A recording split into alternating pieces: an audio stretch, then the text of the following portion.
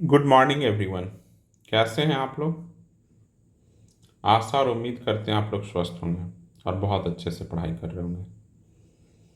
आप लोग मुझे अच्छा लगता है कि आप लोग करंट अफेयर को इतना पढ़ रहे हैं, डेली टारगेट फॉलो कर रहे हैं, टेस्ट दे रहे हैं, बहुत अच्छी बात है। इसलिए अब समय धीरे धीरे नज़दीक आ रहा है। तो जो लोग शुरू में स्टार्ट कर दिए थे, तो अब ऐसा ना कि उनका आप पीक आ गया, नहीं, इस पीक पे आपको सस्टेन करना है। ये नहीं कि अब यहाँ से धड़ाम से गिर जाना है कि अब नहीं, अब तो सारा सिलेबस कवर हो गया है, अब थोड़ा बाद में उठेंगे फिर ऐसा। क्योंकि अब समय कम है, यहाँ आकर फिर उठने में, ये यहाँ पहुँचने में, चाहे इससे अधिक पहुँचने में आपको वक्त लगेगा। तो इसलिए जो टेम्पो बनाया है उसको बना के रखे रहिए, और जैसे पढ़ रहे हैं बस पढ़ते रहिए। किसी एक दिन भी नहीं कमज़ोर पड़ना है कि अच्छा कर लेंगे, कल कर लेंगे, परसों कर लेंगे, नहीं। जब तक हो ना जाए एग्ज़ाम के समय तक हम पढ़ते रहेंगे। एग्ज़ाम का दिन आ जाएगा, उसके एक दिन पहले तक पढ़ेंगे। ऐसा नहीं कि एक दिन पहले भी नहीं छोड़ेंगे, पढ़ते रहेंगे, खूब रिवीजन करेंगे, रिवीजन टेस्ट लगाएंगे, प्रैक्टिस करेंगे, क्वेश्चंस को याद करेंगे, चीज़ों को। बिहार इकोनॉमी सर्वे करेंगे, बिहार स्पेशल करेंगे, जितना हो सकता वो करते रहेंगे। तो इसी तरह करते रहिए। कल मैंने जो नेक्स्ट आईएएस का ओपन टेस्ट का जो करंट अफेयर का जितने क्वेश्चन आए थे वो मैंने करा दिया था। और उसमें एक क्वेश्चन था कि माउंट कीनाबालू पे जो पहली महिला चढ़ी हैं उनका किस किस जिले से है उनका संबंध।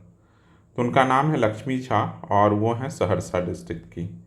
तो ये मैंने कल निरुपमा पांडे जी के बारे में बताया था, जो माउंट एवरेस्ट चढ़ी हैं, वो है सिवान डिस्ट्रिक्ट का। ये एक देख लीजिएगा। तो आप लोग ये करंट अफेयर वाला देख ही लिए होंगे वीडियो। अगर इसमें ये एक थोड़ा एक एक दिखानी था, एक करेक्शन था, आप उसको करेक्ट कर लीजिएगा। ऐसे जो लोग नहीं देखें वो वीडियो को ज़रूर देखिए। करंट अफेयर में आप लोग देखिए कि कितना आप उसमें बना सकते हैं, और जो नहीं बना सकते हैं तो ये देखिए कि किस तरह का इन्फॉर्मेशन, एक करंट अफेयर के एक क्वेश्चन से कितने इन्फॉर्मेशन आप गैदर कर सकते हैं। एक इन्फॉर्मेशन गैदर करने से नहीं चलेगा काम। तो कल हम लोगों ने इकोनॉमी में कुछ कुछ चीज़ें लिखा था, बताता हूँ। तो आप लोगों को बोला था कि आज आज हम लोग उस पर क्वेश्चन करेंगे। तो ये प्लानिंग कमीशन कल दिया था कि आज आप पढ़ कर आइएगा, और मैं 4-5 क्वेश्चन प्लानिंग कमीशन से पूछूंगा। तो आप लोग पढ़े हैं GDP, GNP, GBA, GDP deflator, ये सब आज का टारगेट था, कल का टारगेट था करने का। तो आज मैं सोचा हूँ कि आज इससे आप लोग पहले कुछ सवाल का जवाब दीजिए, फिर हम लोग आज का टारगेट आपको देते हैं। चलिए, तो सबसे पहले यही बताइए कि पीसी महानोबिस मॉडल कौन सा 5 ईयर प्लान को कहा जाता है? पीसी महानोबिस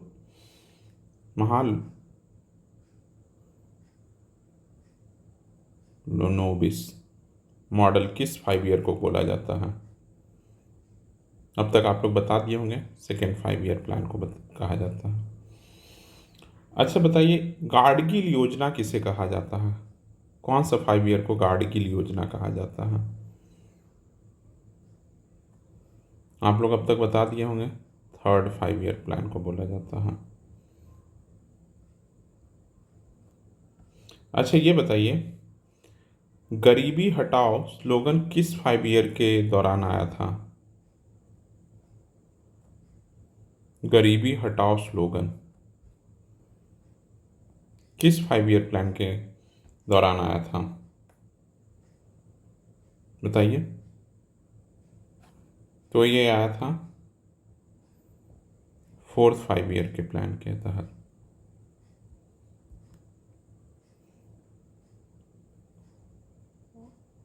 रोलिंग प्लान कौन से ईयर में आया था?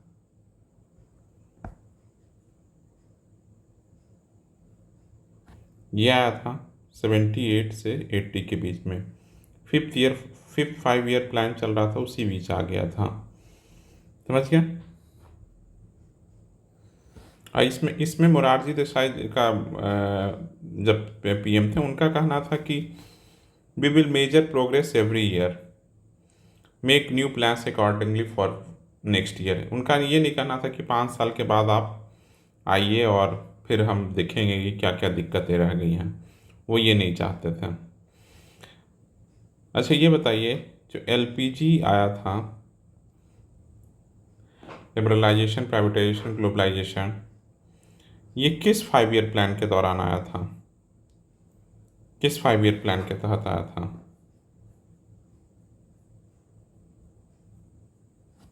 ये आया था आपका 8th 5 ईयर प्लान के तहत।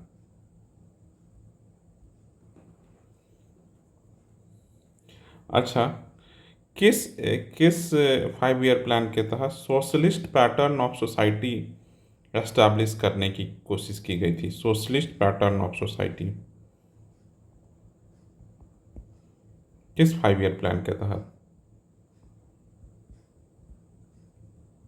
बताइए। सेकेंड 5 ईयर प्लान के तहत। Main objective of 12th 5 year plan का क्या है? बताइए, क्या है थीम, क्या है? मतलब एक तरह से आप लोगों को सबको पता होगा, faster, more inclusive and sustainable growth.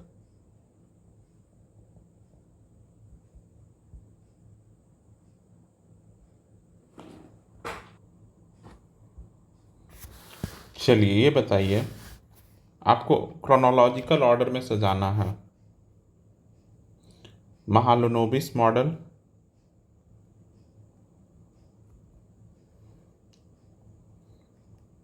Plan holiday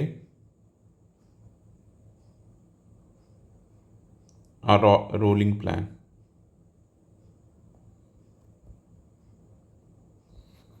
बताइए।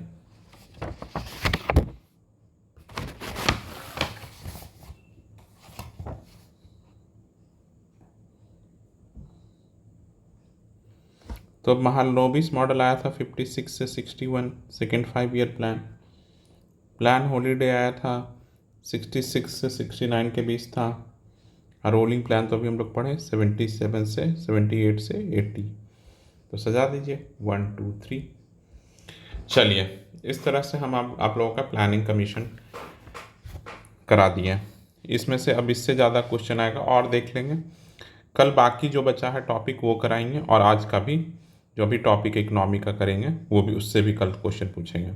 तो उसके लिए आप लोग तैयार होकर आइएगा। पढ़ाई कीजिए बहुत सा अच्छे से, टॉपिक जो पढ़ रहे हैं उसको समझिए अच्छे से। जब तक एक एक चीज़ नहीं समझ जाते स्किप नहीं करने का, कोई चीज़ छोड़ कर नहीं भागने का। हम लोगों का पूरा प्लान ये है। तो आज अभी हम लोग ज्योग्राफी पढ़ रहे हैं और इकोनॉमी पढ़ रहे थे। ज्योग्राफी में आज हम लोग बिहार ज्योग्राफी देखेंगे। अब हम लोग का 2-3 दिन में ख़त्म हो जाएगा सब, बिहार ज्योग्राफी देखेंगे। अभी बिहार ज्योग्राफी में हम लोग 3 चीज़ देखेंगे। फिजियोग्राफी और बिहार देख लेते हैं। कहाँ से पढ़ रहे हैं? ये क्राउन से पढ़ सकते हैं, और बहुत सारा बुक है, क्राउन, केबीसी नैनो, कहीं से भी आप लोग देख लीजिएगा इसे। दूसरा आज करना है सॉइल एंड क्लाइमेट, मृदा और जलवायु।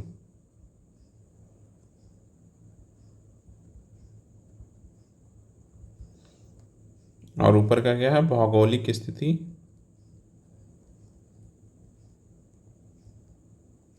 भौगोलिक स्थिति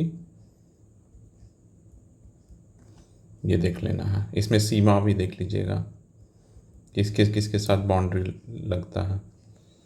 और आज हम लोग देखेंगे रिवर्स ऑफ बिहार, ये देखेंगे, ये देख लीजिएगा। और इकोनॉमी में आज क्या क्या करेंगे हम लोग, इसी में हम लोग चलेंगे इकोनॉमी में। आज हम लोग पढ़ेंगे मॉस्पी, मिनिस्ट्री ऑफ स्टैटिस्टिक वाल, NSSO,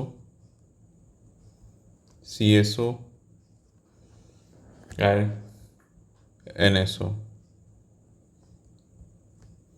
देखेंगे। और क्या देखेंगे? अनएम्प्लॉयमेंट देखेंगे, सारे तरह का अनएम्प्लॉयमेंट देख लेंगे।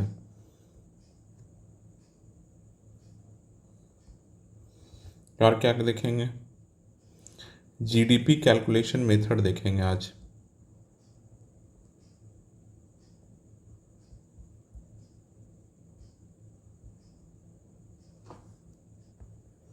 और आज हम लोग मेन एक टॉपिक करेंगे जो इन्फ्लेशन, बहुत इम्पॉर्टेंट है, बहुत इम्पॉर्टेंट एकदम। इतने सारे टॉपिक को आज आप लोग तैयार कर लीजिएगा।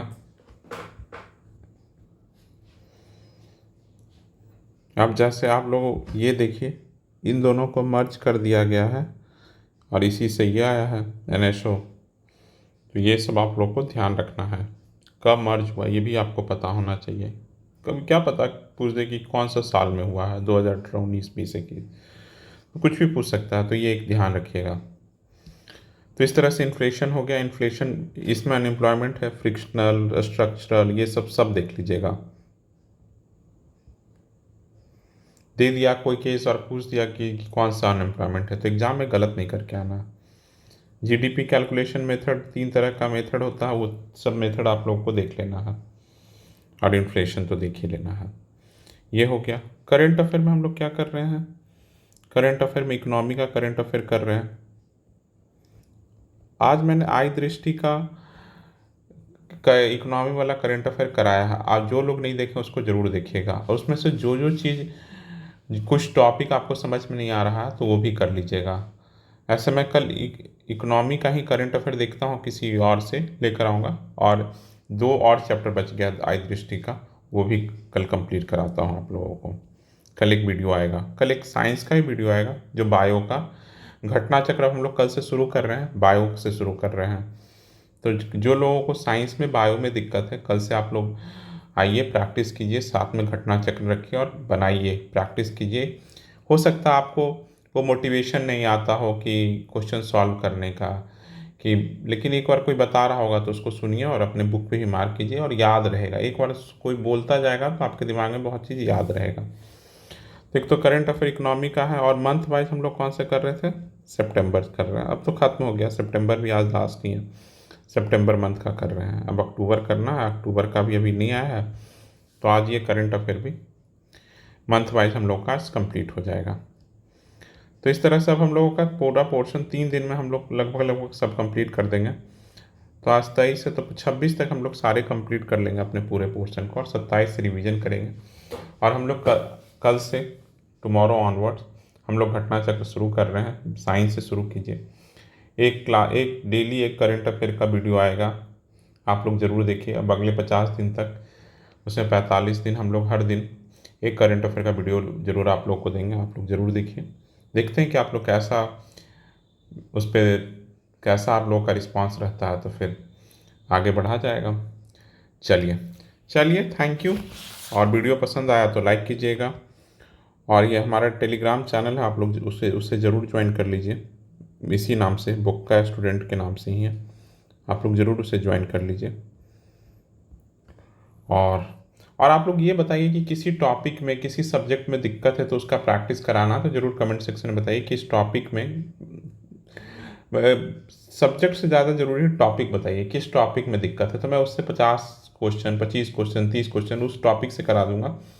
तो आप लोग का वो टॉपिक क्लियर हो जाएगा। तो आप लोग बताइएगा तो मैं उस टॉपिक को तैयार कर दूंगा, ऑब्जेक्टिव क्वेश्चन आप लोगों को प्रैक्टिस करा दूंगा। चलिए, थैंक यू फॉर लिसनिंग।